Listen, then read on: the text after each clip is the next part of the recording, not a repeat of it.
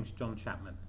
In this video podcast, we'll have a look at how we demonstrate the return on investment between our spend control solution and the information it will provide to help improve the decision making for the organisation.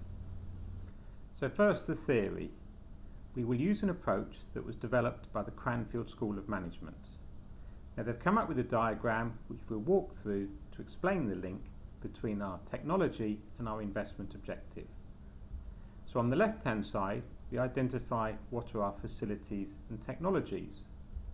From that, we have a look at the enabling changes that we're going to deliver through the software features. Now they will deliver business changes into the organisation, and it's from these business changes that we get business benefits.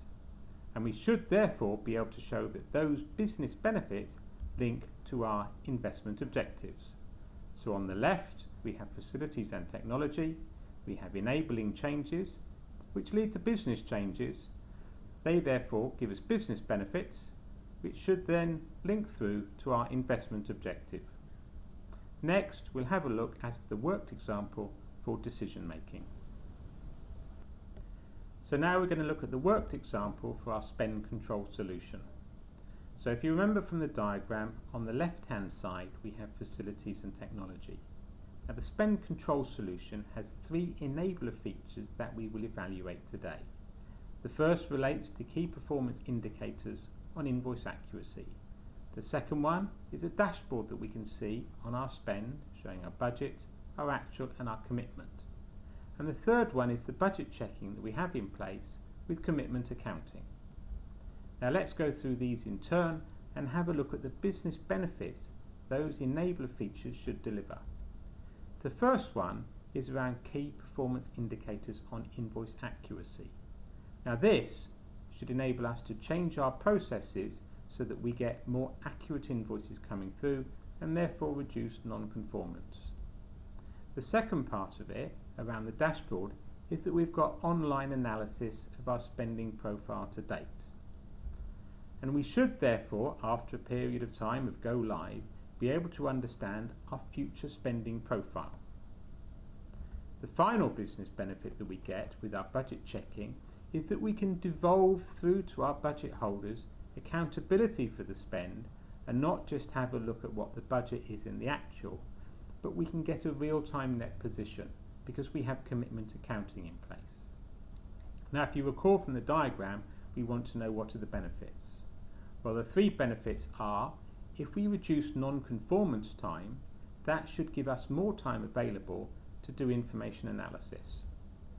The second one, because we have the dashboard and we have the spending profile analysis, is we can get some bellwether indicators on our financial health and therefore take spending decisions that should reflect where we are today and not perhaps where we were 6 or 8 weeks ago, depending upon the last month end. And the final business benefit is devolving budget responsibility. So our colleagues are able to actually spend the money in a more appropriate way and not go over budget in a way that perhaps they could before. Now this links through to our ultimate investment objective, which is to improve our decision making. So we've shown the link now between three enabler features, the business changes, the business benefits they will deliver, and our investment objective, which ultimately is to improve decision making. So let's have a look at what this means to the great and the good, the different stakeholder groups in the organisation who will either use the system or see the results of its usage. Now at the top we have directors and senior managers. Ultimately they are buying into the return on investment, and in this example it was around improving decision making. The second group are our senior managers and our middle managers. Now what they want to do is get solutions to problems. So if the invoices are not accurate, they're spending time sorting out non-conformance. If they don't have the time available to do information analysis, they can't reflect on how they can actually improve the business procedures. The software features that we saw based upon our investment objectives should give them that information.